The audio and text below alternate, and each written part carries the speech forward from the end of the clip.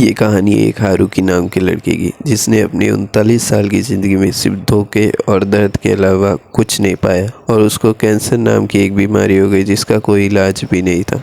ऐसी ज़िंदगी देने के लिए गॉड खुद हारुकी से माफ़ी मांगते हैं। जब हारुकी की मौत हो जाती है, जब उसकी सोल हेवन में आती है, गॉड को अपने किए पे पछतावा था, इसलिए गॉड हारुकी को एक नया जीवन देने का वादा करते और हारुकी की कोई भी एक इच्छा पूरी करने का वादा देते। तो हारुकी हमारा सीधा साधा इंसान होता है, इसलिए वो कहता है मेरी इतनी इच्छा है कि मुझे एक फार्मर बनना है और एक ऐसी जगह पे मेरा जन्म हो जहाँ मुझे शांति मिल सके। गॉड को ये काफ़ी नहीं लगता, तो गॉड हारुकी को यूनिवर्स का सबसे ताकतवर टूल ऑलमाइटी फार्मिंग टूल दे दिया और उसकी सोल को गॉड हारुकी की सोल पे डंडा मार के उसको रिवाइव कर देते।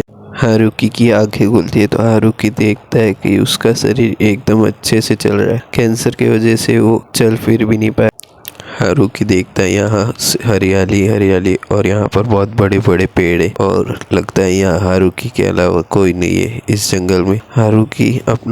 हारुकी की इच्छा थी कि उसका जन्म वहाँ हो जहाँ कोई सिविलाइजेशन ही ना हो। इसका मतलब ये नहीं कि वो इस पूरे जंगल में अकेला ही रहे। हारुकी के कपड़े एकदम फार्मर जैसे होते और हारुकी को याद आता है गॉड ने उसको ऑलमाइटी फार्मिंग टूल दिया था। वो उसको चेक करने के लिए ज़मीन को जोतने लगता है और देखता है कि उसको इस शरीर में थकावट बिल्कुल भी नहीं हो रही है, क्योंकि ये गॉड का दिया हुआ है और यहाँ की ज़मीन बहुत अच्छी है खेती करने के लिए।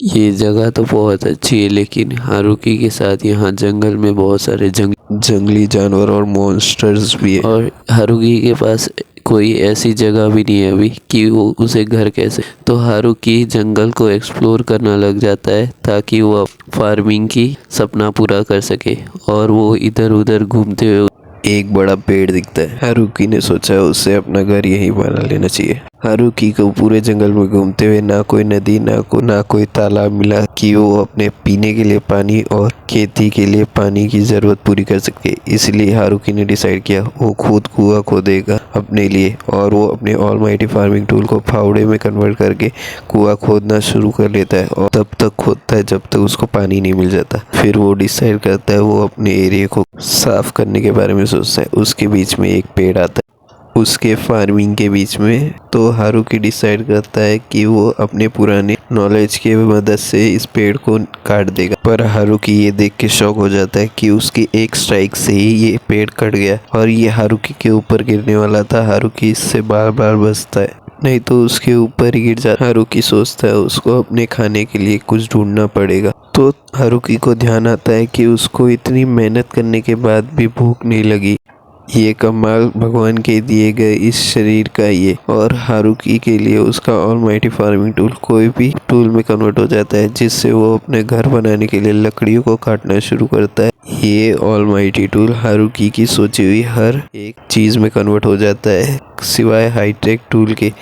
हारुकी ने लकड़ियां तो इकट्ठा कर ली थी, पर अब हारुकी सोचता है उसको कील भी चाहिए होंगे घर बनाने के लिए। तब हारुकी ने देखा कि शाम हो चुकी है, तो हारुकी ने डिसाइड किया कि उसे अब आग जलानी पड़ेगी, नहीं तो उसको पूरी रात अंधेरे में ही बितानी पड़ेगी। पर हारुकी सोचता है वो आग जलाएगा कैसे। तो हारुकी डिसाइड करता है कि ऑलमाइटी टूल को माचिस में कन्वर्ट करेगा। फिर वो सोचता है कि ऑलमाइटी टूल को अगर मैं माचिस में कन्वर्ट कर दूंगा तो सारी माचिस जलने के बाद कहीं ऑलमाइटी टूल ख़त्म भी ना हो जाए, इसलिए वो मैग्नीफाइंग ग्लास में कन्वर्ट कर देता है। हारुकी देखता है कि सूरज तो डूब चुका है, तो आज उसको बिना आग के ही रहना पड़ेगा। हारुकी उसी बड़े पेड़ में एक छेद करके अपने लिए लकड़ी के बर्तन बनाना चालू कर देता है और वो देखता है कि वो अंधेरे में भी देख सकता है।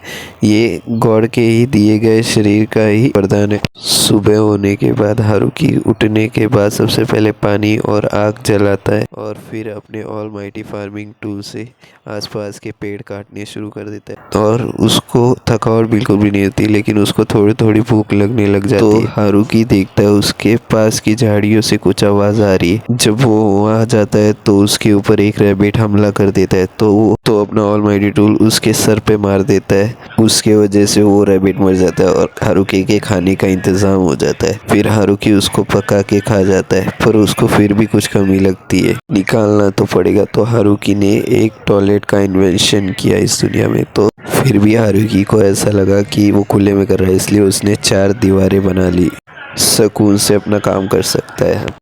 इसके बाद हारुकी ने अपने खेती का काम वापस शुरू कर दिया। अब उसके बाद उसके लिए एक बड़ी समस्या ये भी थी कि वो उगाएगा क्या। यहाँ पर खीरा, टमाटर, कांदा सभी तो बहुत बढ़िया। ये खोदते खोदते हारुकी को पता भी नहीं चला, उसने कुछ ज़्यादा ही खोद दिया। पर हारुकी के पास एक अभी बड़ी समस्या ये थी कि वो बीज कहाँ से लाएगा। तो शाम हो जाती है, हारुकी सोचता है कल लेके आएगा जंगल से बीज। सुबह उठ के देखता है, हारुकी शॉक हो जाता है क्योंकि खेत में फसल उगनी शुरू हो गई।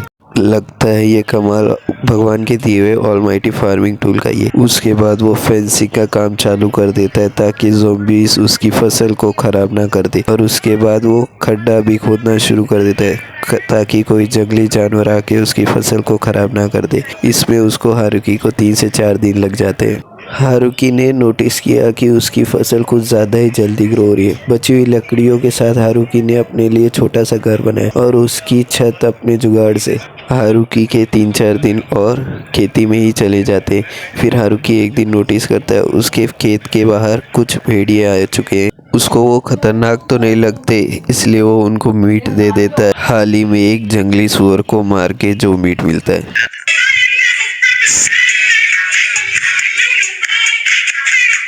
इन भेड़ियों में हारुकी को एक अपॉर्चुनिटी दिखती है क्योंकि हारुकी का हमेशा से एक कुत्ता पालने का सपना था। फिर हारुकी को और करता है कि इन 2 भेड़ियों में से एक मादा भेड़िया है जो कि प्रेग्नेंट है और इस वक्त उसको पेन हो रहा है, इसलिए हारुकी उनको सुरक्षा के लिए अपने घर में छोड़ देता है। उससे जितनी मदद होती है वो उतनी मदद कर देता है और उसके बाद वो उसी गुफा में रात गुजारता है। और फिर वो अगले दिन उस घर में जाके देखता है तो उस मादा भेड़िया ने 4 बच्चों को जन्म दिया है। इसके सेलिब्रेशन के लिए वो उनको मीट देता है खाने के लिए। उस दिन के बाद हारुकी के घर को अपना घर मान चुके थे वो भेड़िए। तो हारुकी को अपने लिए एक नया घर बनाना पड़ता है। हारुकी पहले से भी बढ़िया और बड़ा घर बनाता है। उसके बाद उसकी फसल भी तैयार हो जाती है काटने के लिए, तो हारुकी फसल को काटने लग जाता है। वो हारुकी की फार्मिंग लाइफ में बहुत काम आ रहे थे। वो उसके लिए जानवर का शिकार भी कर लाते थे और साथ में उसके खेत की भी रक्षा करते थे। और वो मांसाहारी होने के बावजूद भी उसके खेत के सब्जी भी खाते थे। अब हारुकी सोचता है उसको अपनी सब्जियों को स्टोर करने के लिए घर बनाना पड़ेगा। हारुकी को अपनी फार्मिंग लाइफ को अच्छा करने के लिए अभी और मेहनत करनी बाकी है। उसके बाद हमें दूसरी जगह का दृश्य दिखाया जाता है जहां हमें एक लड़की दिखाई जाती है जो कहती है कि मैं फॉरेस्ट ऑफ द डेथ में जाने वाली हूँ, जहां वो बहुत खतरनाक है। फिर भी वो पर्सन कहता है कि वो जगह खतरे से खाली नहीं है। लड़की को पता होने के बाद भी लड़की वहां जाना चाहती है, इसीलिए वो पर्सन भी लड़की को और कुछ ज़्यादा नहीं कहता। उसके बाद हम लोगों को गॉड का सीन दिखाया जाता है। उनसे फिर से गलती हो गई है। उन्होंने गलती से हारुकी को फॉरेस्ट ऑफ द डेथ में रिवाइव कर दिया है, जो कि सबसे खतरनाक जंगल है और हारुकी की सोल को गॉड वापस बुला भी नहीं सकती। ये नियमों के खिलाफ है। इसके बाद हम लोगों को हारुकी दिखाया जाता है जो धीरे धीरे अपने ऑलमाइटी टूल के बारे में समझने लग गए। जब हारुकी आलूओं के बारे में सोचता है तो ऑलमाइटी टूल अपने आप आलूओं के बीज बो देता है जमीन में। इस ट्रिक को जानने के बाद हारुकी ने अपने पसंद की सारी सब्जियों को बोना शुरू कर दिया।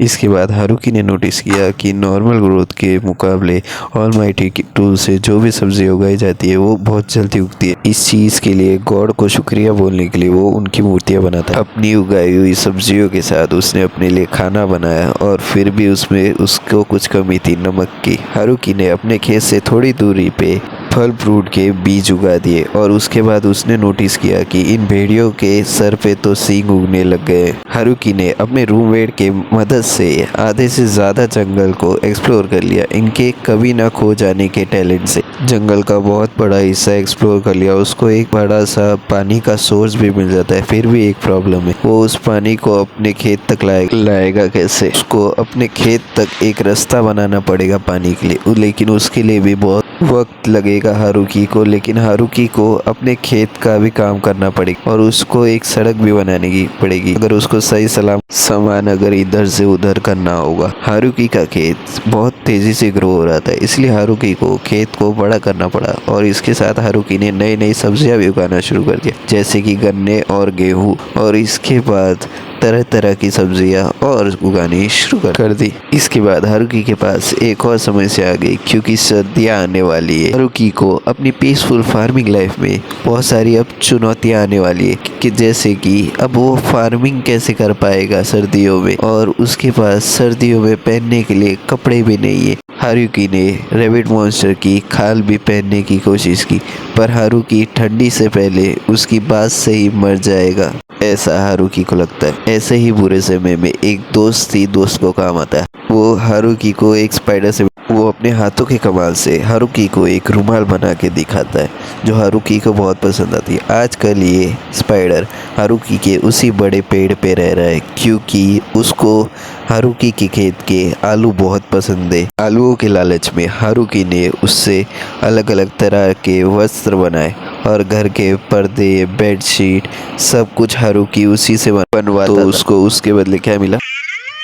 तो उसे लगा कि हारुकी उसका इस्तेमाल कर रहा है, हारुकी मज़े की ज़िंदगी जी रहा है उसके बदौलत। तो उसने फैसला लिया कि वो पूरे सर्दियाँ नीचे नहीं उतरेगा, और इसको वो कहता है हाइबरनेशन। हाइबरनेशन एक ऐसी स्टेज होती है जिसमें कुछ जानवर पूरे सर्दियों में बिना खाने पिए रह जाते। वो कुछ लोग पूछेंगे कि वो कैसे रहते, तो उनको मैं बता देता हूँ, वो अपने चमड़ी के एक्स्ट्रा फैट के वजह से पूरी सर्दियाँ बिता लेते हैं। हारुकी को अपने पीसफुल लाइफ में किसी तो चीज़ की कमी लगती है। एक मर्द को सब कुछ होने के बाद क्या चीज़ की कमी हो सकती है?